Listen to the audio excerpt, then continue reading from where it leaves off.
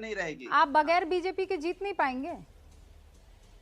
Bharatiya Janata party, अरे Bharatiya Janata party खत्म हो गई, भारतीय जनता पार्टी है जी। आज अच्छी बातें कर, यही होता है जब हार का डर सताने लगता है तो लोग अच्छी बातें करने लगते हैं। आप बीजेपी के सपोर्ट तो करती है ना, लेकिन आज आप निष्पक्ष बात कर रही है, अच्छी बात है। यही तो आपकी खासियत है कि बीजेपी के प्रवक्ता है, वो बीजेपी की नहीं भी है, इसलिए आप अच्छी बात कर रही हैं। ऐसे ही बनी रहिए। ये मेला हो गए मतलब उत्तर प्रदेश में भारतीय जनता पार्टी के दर्द से उत्तर प्रदेश की जनता बहुत परेशान है।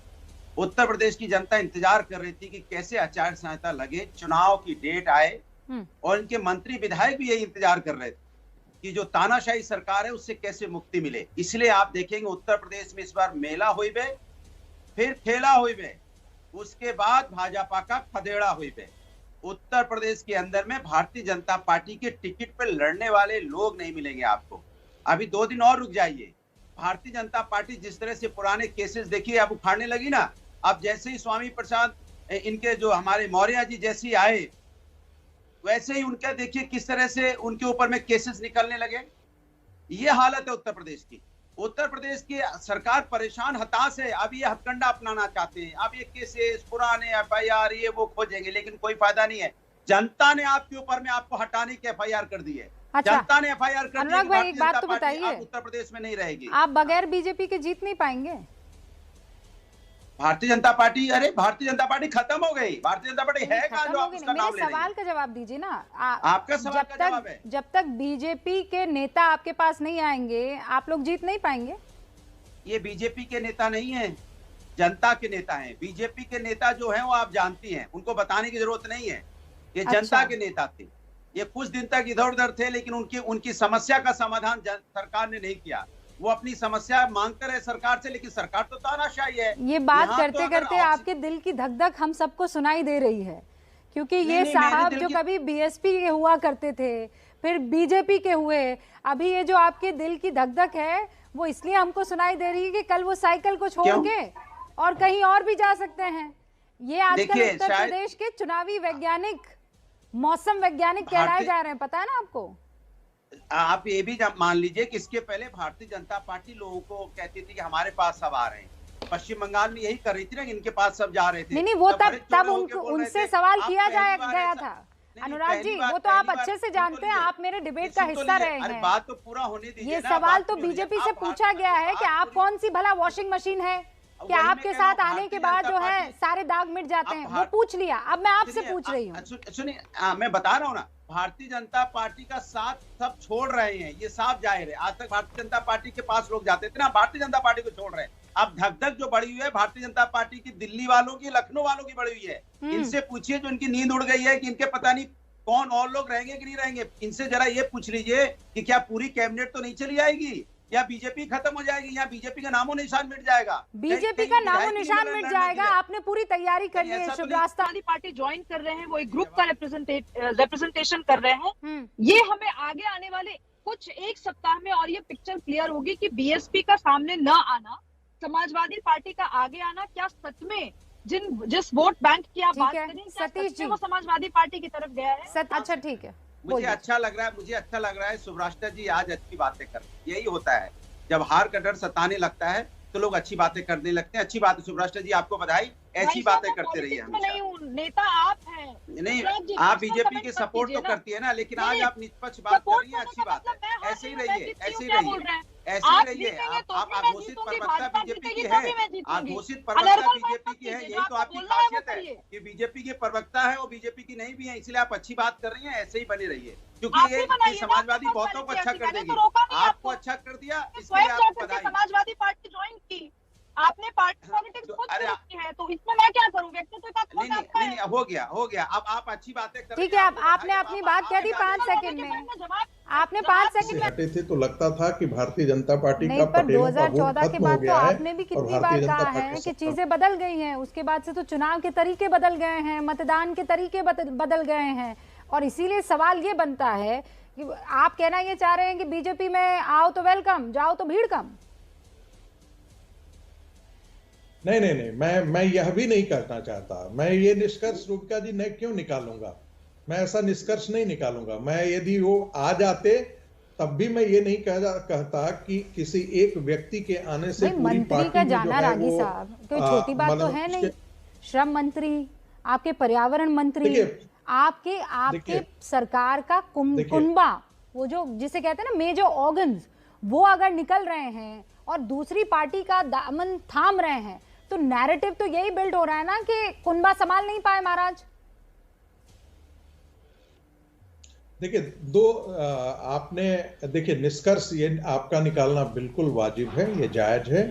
किसी भी पार्टी से यदि कोई व्यक्ति निकल करके जाता है तो उस पार्टी को जरूर ये सोचने की, चिंता करने की जरूरत होनी चाहिए कि कोई व्यक्ति क्यों निकल करके जा रहा है। लेकिन साथ में यह भी विश्लेषण, यदि आप भारतीय जनता पार्टी के इलेक्शन स्ट्रेटजी को आप देखेंगे तो 40 से 60% के बीच में जो उनके जो विधायक हैं, उनको वो दोबारा वोट के लिए वो दोबारा उनको टिकट नहीं देते हैं। यह प्रयोग उन्होंने किया है और यह प्रयोग ये उत्तर प्रदेश में करने की भी संभवतः सोच रहे थे।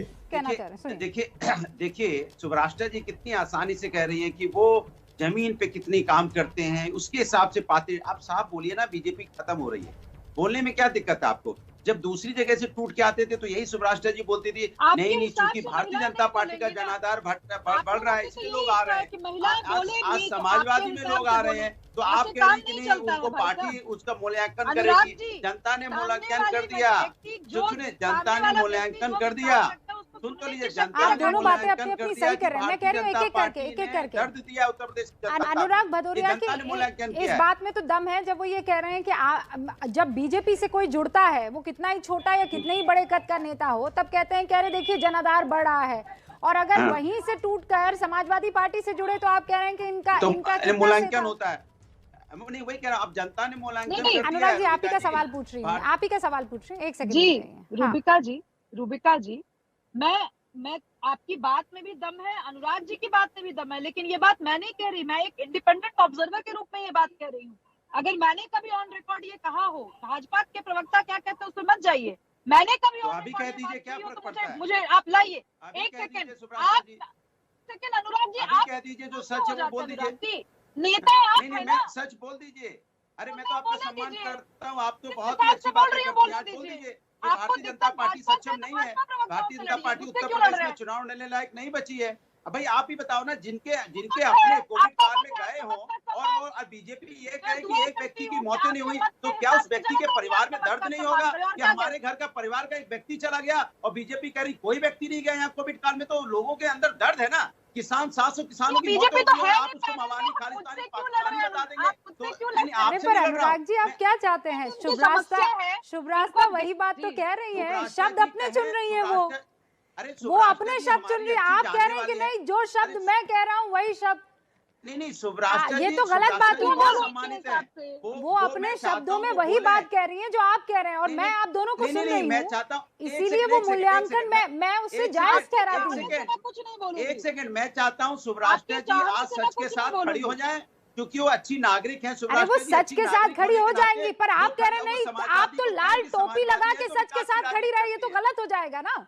सच के साथ, सच मतलब समाजवादी, झूठ मतलब बीजेपी। अरे ये तो आप कह रहे हैं ना भाई, आप दूसरों से क्यों ये बात बुलवाना चाहेंगे? अरे वो भी जानती है, अरे वो भी अच्छी तरह जानती है, वो भी अभी ऑफ कैमरा बोलेंगी कि झूठ मतलब बीजेपी, सच मतलब समाजवादी। मेट्रो है समाजवादी ने बनाई, वो भी जानती है, एक्सप्रेस समाजवादी ने बनाया। अनुराग जी और शुभ्रास्ता स्क्रीन पर, मैंने ऑफ कैमरा कभी आपसे मुलाकात की है क्या? अरे आप बोलेंगी, मुझसे नहीं बोलेंगी। अरे भाई आप बोलेंगे क्योंकि सच है ना। आप चौधरी नहीं है, सच तो सभी बोलेंगे, आप भी सच बोलेंगे कि भारतीय जनता पार्टी झूठी पार्टी है, समाजवादी ये मत कीजिए। इसको अंग्रेजी की भाषा में जनता पार्टी समाजवादी की नकल करती है, ये तो पूरा हिंदुस्तान बोल रहा है, तो आप बोलेंगे कौन सी बड़ी बात है? जब हिंदुस्तान बोल रहा है तो सब बोलेंगे, आप भी बोलेंगे, आप भी हिंदुस्तानी है कि भारतीय जनता पार्टी झूठे जुमलेबाज पार्टी है, समाजवादी सच्ची पार्टी है, समाजवादी पार्टी की नकल करती है, भारतीय जनता पार्टी समाजवादी पार्टी के कामों का।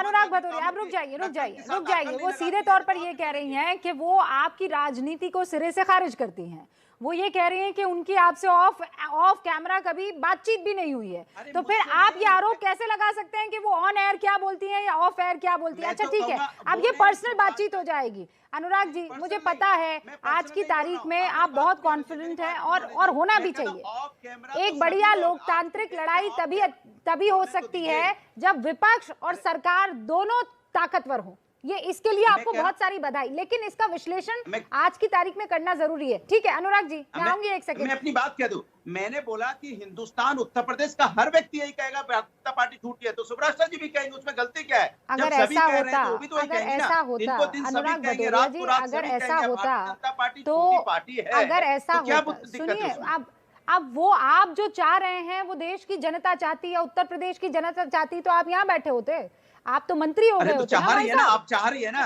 आप देखिए सुब्रत जी की हंसी देखिए, आपने उनकी मन की बात बोली, तो बस अब इंतजार कर लीजिए। साधना भारती कुछ कहना चाह रही है, देखिए अब रुक जाइए, सुनिए, साधना भारती कुछ कह रही है। हाँ साधना जी, ऐसा तो नहीं आप ऐसे ही इंतजार करती रह जाएंगी और चर्चा बीजेपी और समाजवादी पार्टी में ही हो जाएंगी? चर्चा भी, चुनावी लड़ाई भी।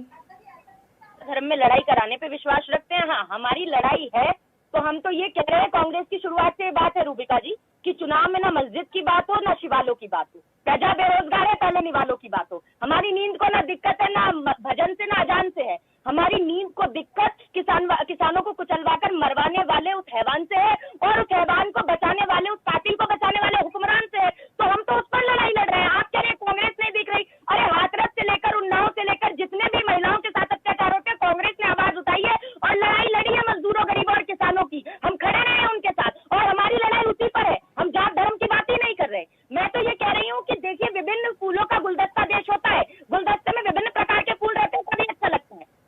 अगर एक ही तरह के फूल रहेंगे तो गुलदस्ता कभी जचेगा क्या? ऐसे ही सही कह रही हैं साधना जी, 100% मैं आपकी बात से यकीन रखती हूँ कि गुलदस्ते में अलग अलग फूल अच्छे रखते हैं, और इसीलिए आपके अध्यक्ष भी अलग अलग हों तो बहुत अच्छे लगेंगे उस गुलदस्ते में। वो एक ही गुलदस्ते का फूल जो है अध्यक्ष के तौर पर कभी किसी को नहीं सुहाएगा। ये बात मैं चाहती हूँ कि मैं ये बात चाहती हूँ कि आप अपने आपके गुलदस्ते वाली बात से मैं बिल्कुल अग्री करती हूँ, एकदम 100% साधना जी मैं अग्री करती हूँ कि उस गुलदस्ते में अलग अलग फूल होने चाहिए। रागी जी कुछ कहना चाह रहे हैं, 10 सेकंड, और उसके बाद मुझे ब्रेक लेना होगा। रागी जी। मुझे ऐसा लगता है कि अनुराग भदौरिया ये मान करके चल रहे हैं कि एक या दो नेता यदि भारतीय जनता पार्टी से छिटक करके आ गया है तो इसका मतलब है कि भारतीय जनता पार्टी क्यों खत्म हो गई है। प्लीज अनुराग धैर्य रखो, धैर्य रखो, 7वें क्लास के बच्चे की तरह मत बात करो। जो पढ़ करके जो पहले से रटा हुआ विद्यार्थी होता है वो प्रश्न चाहे जो कुछ किया जाए उत्तर वही देता है, तुम वही विद्यार्थी हो। नहीं, पर आज तो अनुराग भदौरिया का दिन है, मुस्कुरा लेने दीजिए, उन्हें खुश होने दीजिए भाई। अब उनकी पार्टी में लोग आ रहे हैं तो वो कॉन्फिडेंस भी होगा ना।